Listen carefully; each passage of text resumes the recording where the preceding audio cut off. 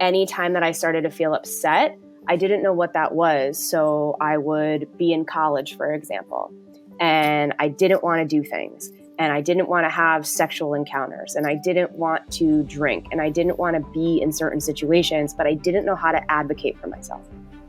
So I just allowed certain situations to happen.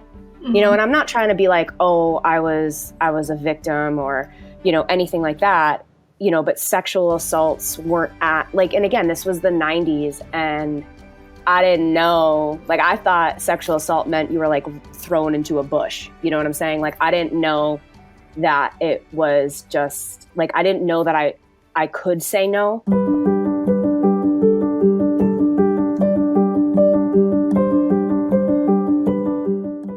Hey everybody, welcome back. As usual, I am your host, Stacey Uhrig. I am so happy to have you here. And my guest today is Angela Gentile. We're so happy to have her. Let me tell you a little bit about Angela, and we're going to get right into it. So Angela was miserable and misaligned in her life, which I think a lot of us can relate to. She was working a job she hated. She had a whole life change when her father suddenly passed in 2015. She quit her job, started an entrepreneurial journey, and now she helps millennials bust out of the box to live the life that they love. You can get a sense of her topics and what she offers in speaking at her website, which is sweatremix.com. Welcome, Angela. How are you? Hi. Thank you so much for having me. I'm great. I'm really excited to talk today because I think storytelling and having this conversation of where you were, how you got out, and where you ended up can be really powerful for somebody's survival guide. So happy to be here. No doubt. And as anybody knows that listens to the podcast, the whole goal here when I do my storytelling episodes is to allow the listener to connect to a story and they say, holy shit, that's my story. Exactly. And maybe they've never had the language or the words or the courage to be able to share it with someone else. And the whole goal here on the beginning of anyone's healing journey is acceptance and awareness and being able to say, you know what, that actually has been my story. And I haven't felt like I've had the voice or the choice to make a move, or maybe I have fear of making a move or whatever it is. And so hopefully somebody will come out of this and they'll either reach out to you or they'll reach out to somebody in their own inner circle and start that first step by saying, I have a problem. So why don't we start with that? What was the problem? What was making you so miserable and misaligned? Oh my God. So many things. It was really, it's difficult to pinpoint one specific thing because I think it was a series of events throughout the course of my life. When you ask yourself, how did we get here? It wasn't just one choice. It wasn't just one thing. It was from my whole life of being conditioned to, I'm a millennial. I'm an elder millennial. So I'm right on the cusp of feral Gen X kids and tech savvy millennials. So I think I was just raised in a time period with mothers who were still products of an environment around toxic patriarchy, around deference as a means of survival. Because our parents couldn't even open up bank accounts. So I want to break it down because I wanted to get real simple. Tell me about that patriarchy. Tell me about that deference. Define it for people. Yeah. Can I swear? Oh my God. Have you seen the name of my podcast? I know. Yeah. Fucking swear away. It's shut the fuck up. It's be quiet. It's defer your own agency, your own needs, defer, absorb, edit in order to please, survive, placate, right? Because there is a imbalance of power. And if you are in a position where you do not have financial or economic agency as a woman, then you run the risk of being homeless, hungry, starving, uncared for. So you better shut the hell up and just take it. Yeah. Take it. And I watched, so I hope that that's a definition if everyone, be a good girl. Be a good girl. Defined. Yeah. Good girl culture. Right. Be a good girl. Be a good girl. And Don't I make a wave, did. babe. Nope. No, stop it. Stop it right now. You're upsetting your grandfather. Right. Like, he is a grown ass man and I'm a 5-year-old child. Like, I don't really think like I have that responsibility. But I think the word that you used at the beginning is spot on. And deference. No, conditioning. Oh, yeah, conditioned, right? yeah. And some people call it programming. Some people call it conditioning. You know, I'm a big fan of the book, The Four Agreements. Some people call it domestication. Yeah. You know, the reality is that we listen and accept as truth what is told to us. Yeah. And then if you as a 5-year-old had the language and the knowledge to say, what are you kidding me? I'm 5 years old. How can a 5-year-old upset an 80-year-old? Right. You would then be denied your reality or been told you don't know what you're talking about. Shut up. Yeah, perfect. Yeah, exactly. Because then there was the series of like gaslighting that took place. There was a series of dismissal that took place. There was a series of, you know what I'm saying? So these things consistently over time create an internal environment when you're like, I can't. You don't trust yourself. Like, I'm having a feeling, but my feeling must be wrong because I've been told that it's wrong. So I guess there must be something wrong with me. So like, I kind of absorbed all of that as a kid. So I'm going to stop you there because I mean, this is universal, right? I mean, this is why I do so much on burnout because this is how it ends up showing up. But here's the question I want to ask. So say that shit's being laid down on you by your mom. Let's just say hypothetically. True story though, but go ahead. Okay. Not so hypothetical.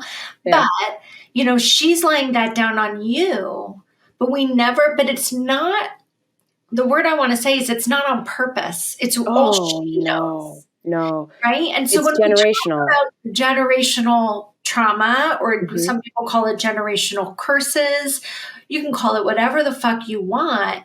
We are taught through what our parents have accepted, right? And I feel it's our generation that are the cycle breakers. Right? Yeah, your mom wasn't the cycle breaker. You're the cycle breaker. Yeah. And when you are that, you're also like the crazy. Yeah. It's backlash city. No one's going to come over and pat you on the back for breaking that circle. They're going to be like, who the hell do you think you are? Yeah. What's wrong with you? And get back into line. Yeah. Get back into line. Yeah. So here you are. You are the good girl. And how does that show up? I want people to relate to that. How does it show up in school, sports, friendships? Everything. Yeah. Same thing, right? Like the overachiever. I was the overachiever. I was the people pleaser. I was the yes. I was the perfectionist, right? And then I think, here's a line that I think when I started my journey of healing and reconditioning myself, I was paying attention to the things that I was saying. And it was always like, if I could just. That was a phrase. If I could just, that in. Right? If I could just, and then like add in something like Mad Libs, right? Like it was always like, if I could just, and it was always something outside of myself that was looking for an accolade, a validation, love, acceptance, worthiness, etc. Right? So I was like president of my class, student council, captain of this, honor society. And like that kind of carried over into my life. I mean, I got a little wild in college a little bit, but I found myself just doing what people expected of me. I have a question for you. Yeah. Okay. Yeah. Not meaning to interrupt, but it's like we're doing all these things. Yep. Of what's expected of you. Yep. And is the fear that if I don't do these things and I don't show up this way, then I'm going to what? Fill in that blank. I don't know if it was like that for me. There was another option? I think it was just like that. I wasn't having this conscious conversation. It was just like, this is what I should do. Period. But if you didn't, what could happen? Or was that just not even on the table? I don't even think that was on the table for me. Yeah, for real. I think it was like, I just knew that this is what I had to do. So you're doing what I should do. Yep. I guess maybe it was like, I wouldn't be a good person, maybe, but I don't know if I was thinking that deeply about it for real. At 18, 19, 20, even 25, I was like clueless about this, right? Because it was just, this is what, you don't know what you don't know until you realize you don't know it. 100%. And I didn't know it. You know, I'm just like going through my life, like watching the women around me, like have no sense of self or agency or confidence. And I was just like, I didn't know that there wasn't any other way to be. I didn't know. But I did know that I got in trouble a lot. And I did know that. And what did that look like? What were you getting in trouble for? Having feelings. Yeah. So just, I really want to get deep here because people are going to be like, wait, you too? Well, I kind of feel like we're all over the place. All right. What do I talk about? I've got it. You know?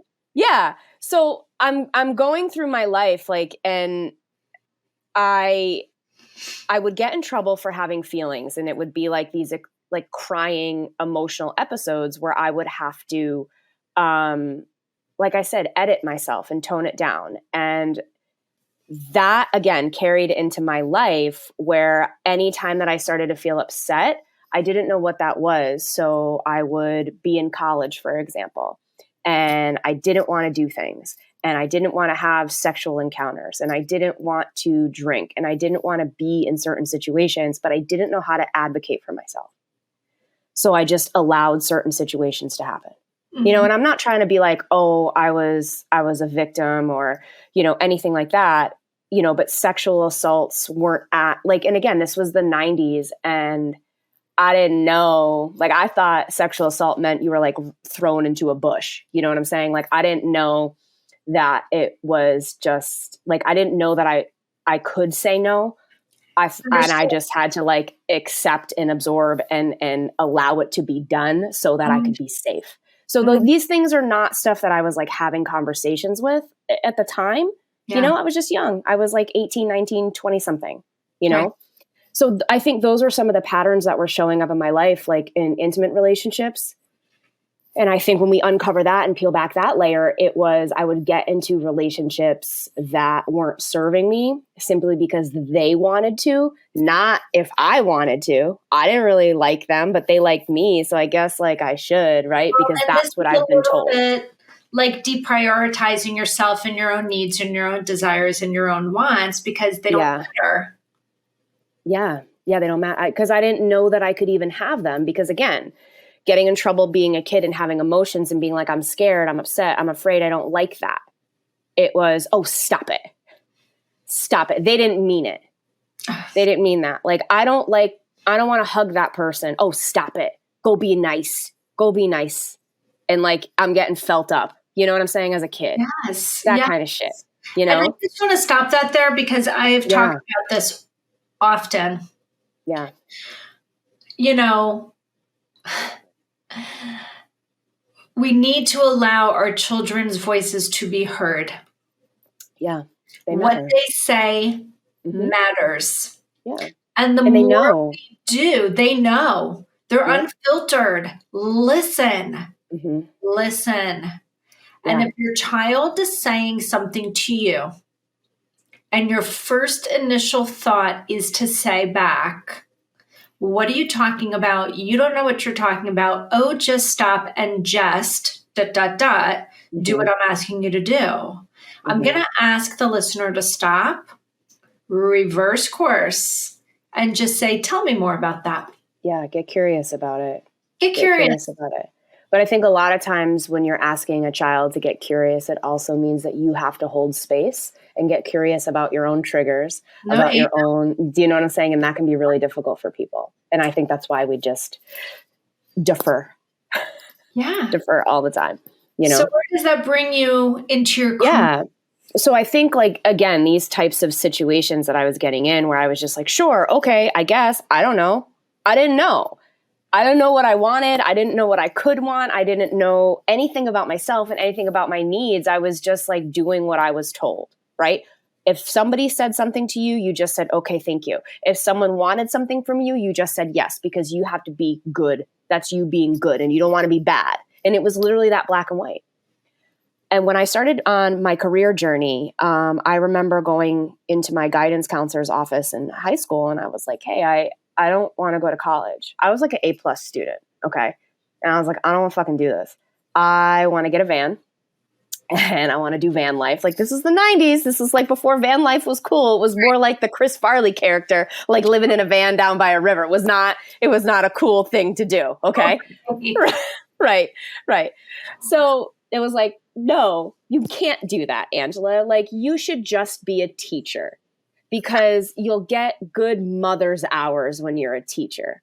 And I'm like, oh, okay. So now I'm already being funneled down this path of like caretaking, nurturing. I'm already doing emotional labor on so many levels. And it was just like, go do this. And now I'm being like, oh, I guess motherhood is the only option for me. Right. So like just doing it. So that's kind of how I ended up becoming a teacher. And anybody who meets me now is like, you were a teacher? I was like, I know. I didn't say I was a good teacher. I didn't say I was a good teacher. But yes, I was. So I kind of got funneled into a caretaking role, unfortunately, into a system that preys upon people's own emotional woundedness sometimes so that they can. Yeah, I'm sorry. I'm just going to say it to anybody who's a teacher. Like, take what I'm saying, take a beat before you get angry and think about how that could be true. Because being a teacher means that like you have to, like, there's something about this job that is an unwritten rule of self-sacrifice. Yeah. And I just started doing that because, oh, Angela, it's for the kids. It's for the kids. I was like, these are not my fucking kids. Like, I was like, I can't. What? These are high school students. They have been in school for 10 years. And I can't, like, they came to me like this. Like, I don't know what you expect me to do at this point. Cool. Do you know what I mean? I wish more high school teachers were honest about that. I have a college student and a high school student, and like, you know, and I don't want to talk shit about the kids because the kids, honest to God, were never the problem. It was never the problem. The kids were cool. I had a great time. I'm very close to a lot of them, like going to weddings and traveling and visiting. And you know what I'm saying? Like, they're cool. They're like in their 30s now, you know? So, but I think what was happening is like, it was like, do more. Because part of that system, which was a mirror to my own internal world and to my own upbringing of your worth is connected in how you make other people feel and what you can do. Amen. Chills head. Yeah. Because that's the truth. Yeah. Because I mean, it's the whole full circle, right? Yeah. Like you're responsible. And this was the conditioning. So this is why this job just felt like a natural progression because the environment was just as shitty and toxic as what I had been living. So I didn't know any different. You know, it's so funny. I was just having, I recorded another podcast earlier this week, and we were talking about that in the corporate culture and how in the corporate culture, and I live right outside of New York City, you know, it's a very fast-paced, can be a very, very narcissistic culture. And I was mentioning in that podcast that I had a friend who was very good at what she did. She worked for a very, very large consulting firm in New York, had been there for decades. And I feel as though those cultures also seek out and prey upon people who have very high achieving, will deprioritize all their needs to meet the needs of others, all of these different things. It's all stuff. If we had voice and choice from the get in childhood, they would survive in these kinds of environments, right? Yeah. So anyway, this gal is completely burned out. She's been doing this for 30 years. Her boss is like, let's talk about next year's goals. She's like, I don't think so. Like, I don't think I can do this anymore. Mm-hmm. And her boss goes, don't quit. She's like, I don't really have another choice. Like, I'm a shell of myself. And she's like, well, people don't really know about it, but we have burnout leave. Just take the burnout leave. 6 months paid. Burnout. I think burnout leave is great, but how about we prevent that shit from the beginning? But whatever. I was like, how many millions of dollars are you spending a year putting burnout leave to people on the side in the covert when you could be taking this money and creating a culture. Yeah, restructure your entire company culture. Right, where people don't get burnt out and maybe offer, I don't know, therapy, coaching, some sort of mental health support to be able to manage the ridiculous course load that people in New York work 40, 60, 80 hours a week. Yeah. No one's working a 40-hour week. And, not have to get to the other side, but it's a hedge. Yeah. Well, if they don't ask me for it, I'm not going to tell them I have it. I'll just wait to see if we're really hitting the tipping point. I'll wait till they collapse. I'll wait till it's on fire, Right. Yeah. And so I find it so interesting, certain, like you said, the way certain people have been raised makes them very attractive as a hire for very specific types of work. Yeah. Yeah. So, okay, so here you are. That's why I like those tests where it's like, what are the scenarios? And it's like, what would you do in this? Like, I refuse to take those things. Yeah, you're like, I don't need to figure my shit. Yeah, like this has nothing to do, like if I help homeless people or if I pull over on the side of the road and help somebody change a tire, doesn't have anything to do. Like, is that part of my job description? Because I'll do my job description. Trying to figure out how you tick. Yeah, exactly. And so you fit company culture. No. This is about like what you can drain from me. I know I don't participate in this. Okay, so here we are. You are drained, misaligned, burnt, toast. Yep. So out. I didn't know that that's what it was at the time, but my symptoms were the perceived problem, which was rage, anger, emotional outbursts. Those were all my reactions. I don't even call them responses because they weren't conscious. It was reactive. I was like a fucking Chernobyl reactor. And that became the problem. So now the narrative was Angela's crazy. Angela's bipolar. Angela has anger problems. Angela's a bitch, etc. and so on.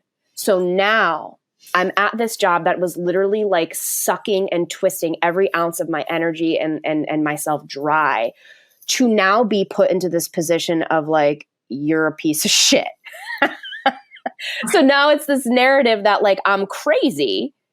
And now I'm even more in this narrative within myself of you're not enough. You're such a fuck up. Why can't you do this? Because everybody around me is just like having a grand old time being abused and taken advantage of. And I'm like on the floor in the fetal position, literally crying, being like, I can't do this, I think people are going to relate to this. Keep going. Yeah. So I was just like, okay, so it must be me. I can't be the job. It can't be the patterns. Else seems to be doing okay in it. Right. Because what happens, the squeaky wheel gets the grease. And I was getting it. Like I was put on I had an outburst in class and I was unwell, man. I was unwell and I will never not take responsibility for that. Like I should have left far earlier than I left, but I didn't know that that's what it was because I wasn't getting the help and support that I needed. All I was doing was getting shamed and judged and criticized. Yeah, I was hearing the shame. Yep. Oh, for sure. I was put on administrative leave because I was like a danger in the classroom. And because one day there was a student who like said something and it was just like, why, like she gave a speech on like why I sucked. And I just sat at my desk and I was like, I said it out loud. I was like, fuck this. And I got up. I got up and I walked to my like program director's office. I was like, I'm out of here. I'm done. And I don't know if I'm coming back. And they did not like that. So then I was put on, obviously, and I was put on administrative leave and I started taking care of my mental health. Like that was the moment that I was like, I am unwell. What did you begin to gain awareness of when you started doing that work? That I was a bad person, that there was this narrative that I was a bad person and that there was something wrong with me. And I was like, no, I'm not bad. I'm a great person. this is just something that happened. This is something that had happened. And it was a cry for help. Like I started looking at my behavior and removing the judgment from it and being like, what was that about? Because I'm a good person, regardless of these outbursts. But these outbursts are interesting to me, and like, where are they coming from? You know, I love what you're saying, and I've been studying and in school for and using and practicing this concept of internal family systems, parts work, some people will call it. And what I love hearing you say is you were very connected with yourself. Yeah. Self is curious, compassionate, calm, creative, confident. But we have these other parts that show up in our life sometimes that are not. And when other parts of us are showing up, how often do we hear ourselves say, like, I don't even know who that person was? Yeah. No idea. Having an out-of-body experience, right? Yeah. What I love doing is helping people recognize how often does this version of you show up? What does it feel like in your system? How familiar is that?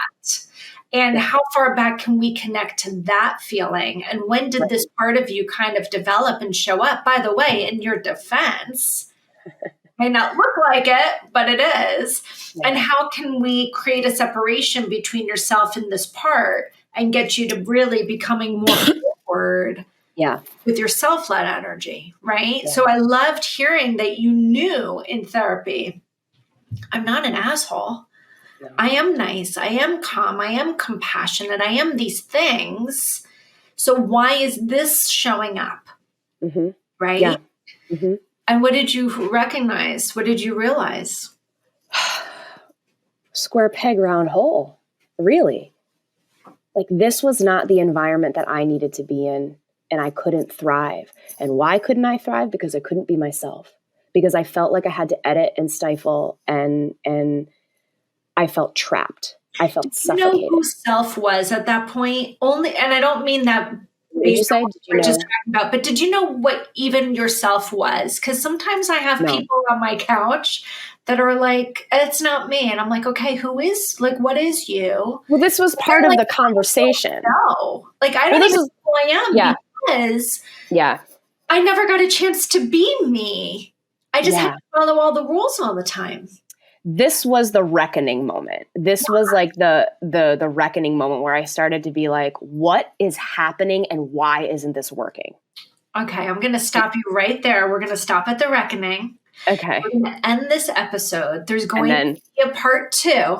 Okay. We're going to come back and you're going to hear from Angela what the reckoning was. If you've enjoyed it up to this point, you don't want to miss part 2. The link will be in the show notes, and we'll be back, guys.